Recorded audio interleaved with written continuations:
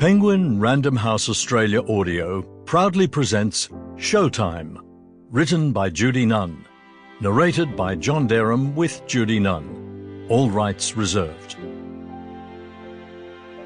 To the memory of John Gregg.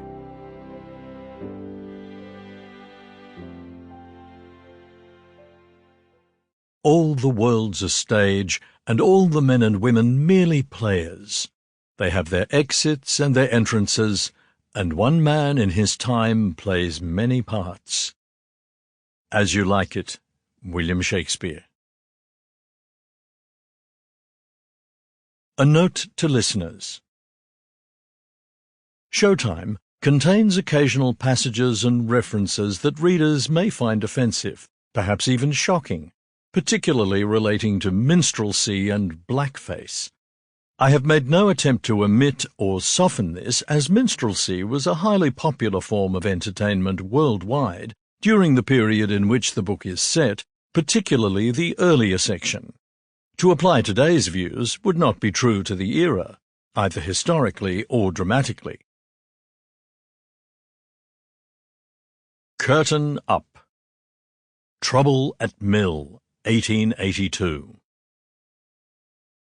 They all knew how the fire started. It was the clogs. Just one girl.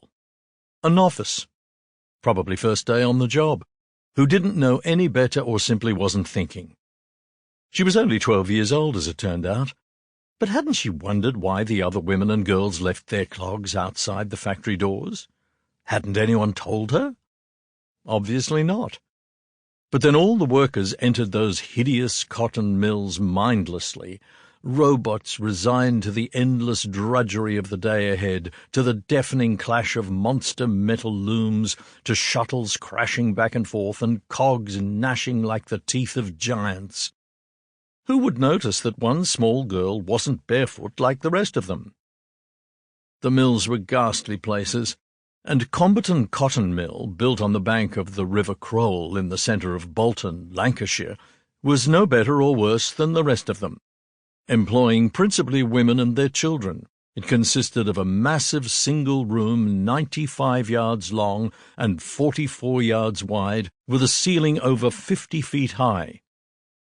30 feet from the floor was a series of gantries, metal beams stretching across the entire space, and at regular intervals along each gantry were cast-iron wheels with leather belts that led to the looms below.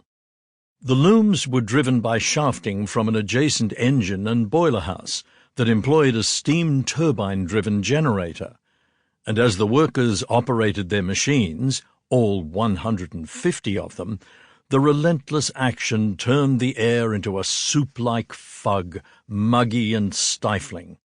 Tiny wisps of cotton, invisible to the naked eye, choked the air, threatening also to choke the women if they forgot to breathe through clenched teeth. The heat was not the only reason the workers left their clogs outside. Although it was true they preferred working barefoot, it was because of the danger the clogs might present. Those clogs that had corkers, anyway. Commonly referred to as horseshoes, the iron corkers that were nailed beneath the wooden sole of some styles of clogs could spark off a fire if struck against the metal edge of a loom. Fire, always a threat in the cotton mills, was not an uncommon occurrence at the best of times. Why add to the danger by wearing horseshoe clogs? The young girl was wearing just such clogs. She was working a loom on the eastern side of the mill. It was astonishing how quickly that one little spark from that one little clog became a firestorm. For the first several moments the effect was magical. The tiny wisps of cotton previously invisible were now fairies, dancing, prancing in mid-air, a virtual wonderland shimmering in an unreal light. Then minutes later, the eastern side of the mill was ablaze, a tinderbox erupting, combusting, jumping from one machine to the next, destined to engulf the entire factory. The workers had not paused to wonder at the sparkling world that had momentarily surrounded them. In a cotton mill— Sample complete. Ready to continue?